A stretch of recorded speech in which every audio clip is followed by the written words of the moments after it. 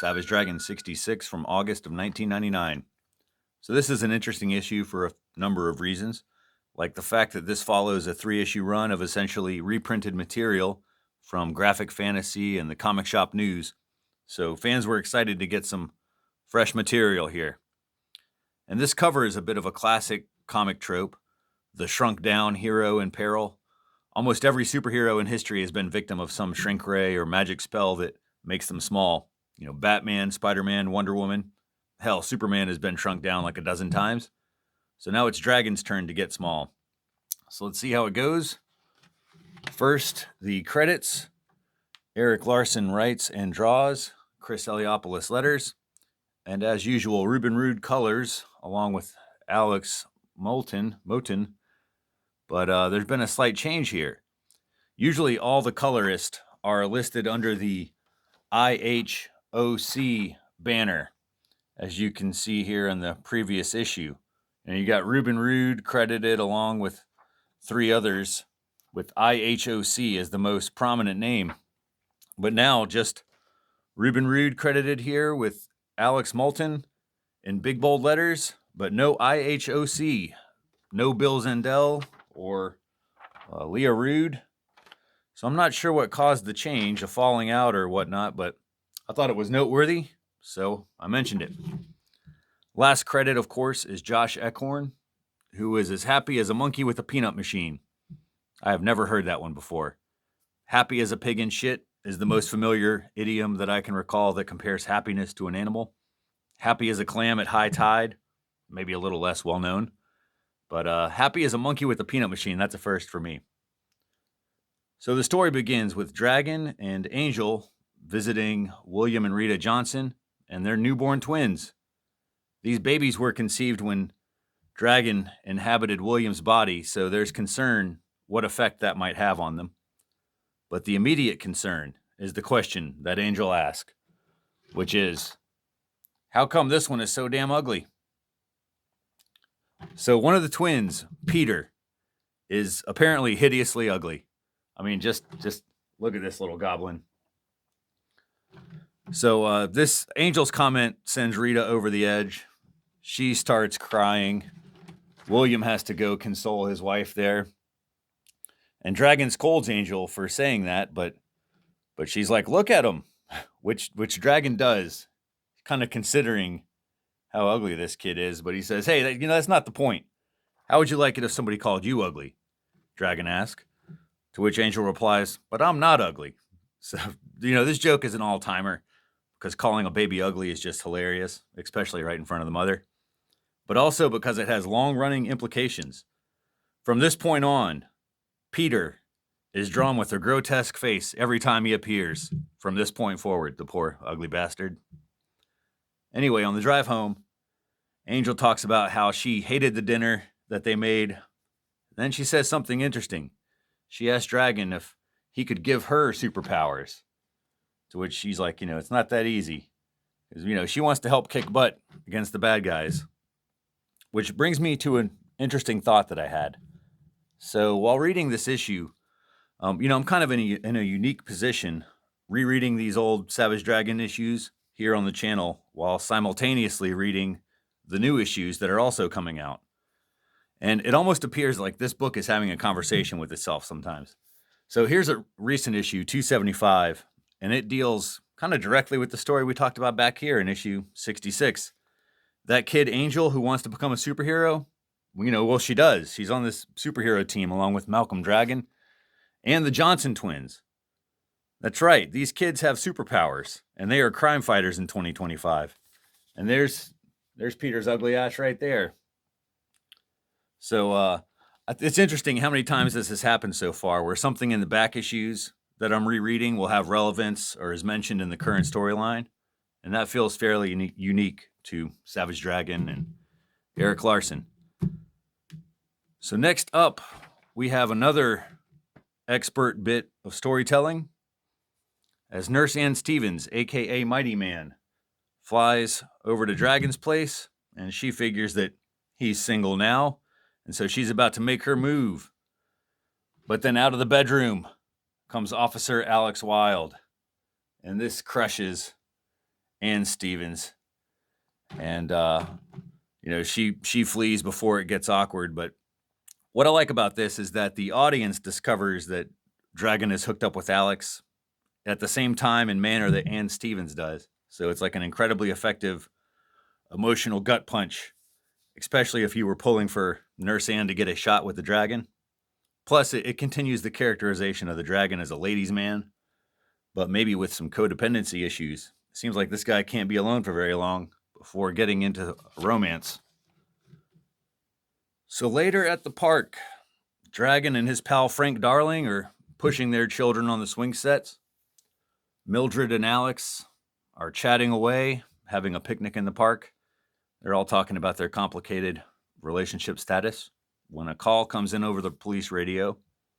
Apparently, a criminal with a shrinking gun is robbing a bank, and Dragon decides to jump into action. So back in issue 40, Dragon got a hold of one of these Martian shrink rays, and he, I should have found this page before. He gets a hold of one of these Martian shrink rays, and he used it on the Vicious Circle so he knows the capabilities of this thing. But anyway, like an idiot, he ends up getting shrunk down anyway. This dork in the blue suit seems to easily fire the shrink ray at the Dragon and bring him down to tiny proportions. It's not the brightest idea to just come crashing through a wall and leaping at this dude.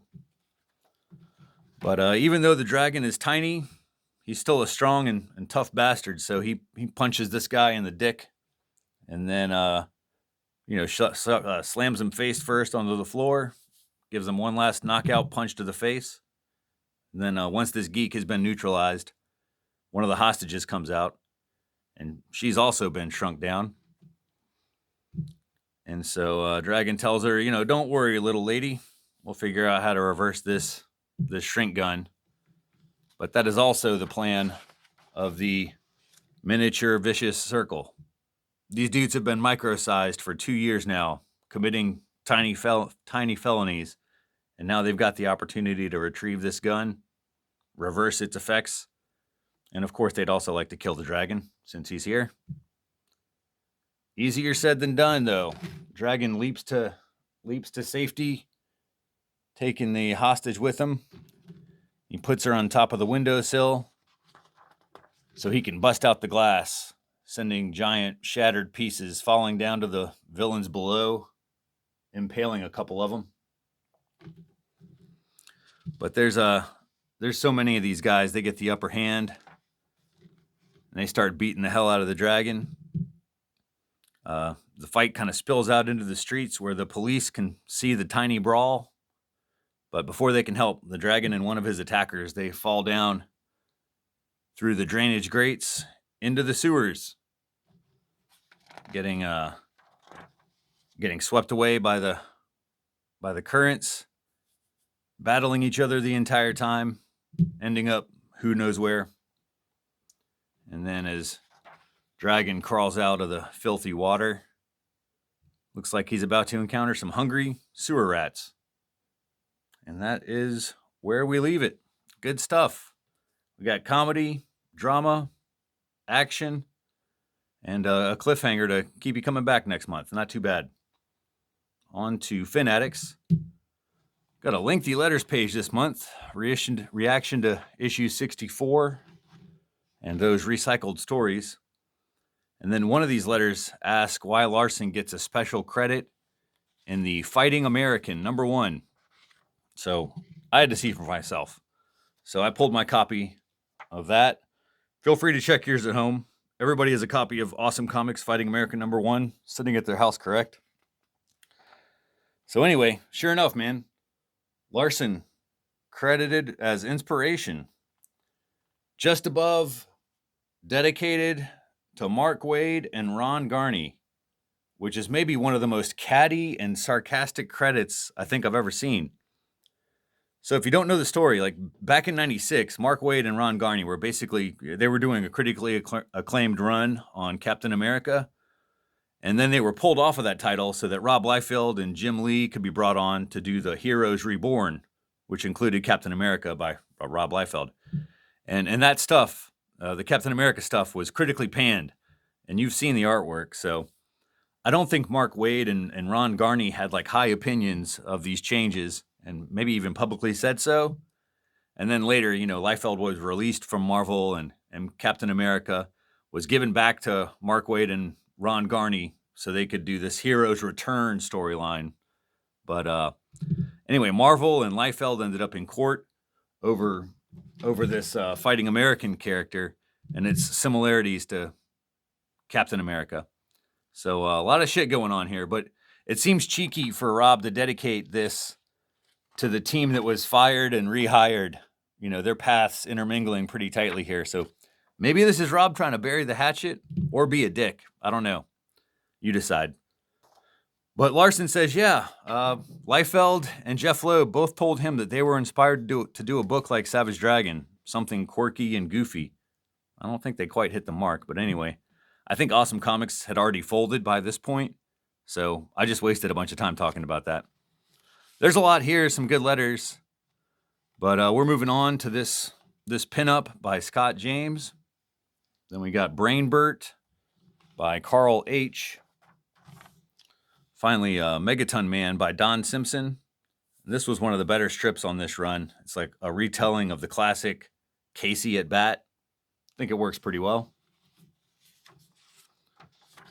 Then we got Desperate Times, finally, by Chris Eliopoulos, which features a story involving a shrink ray and getting chased by a rat, almost getting squished by a giant ass. So there's some creative synergy going on here in the pages of Savage Dragon. We will end with this ad for the Turtles and a peek at issue 67. Adios.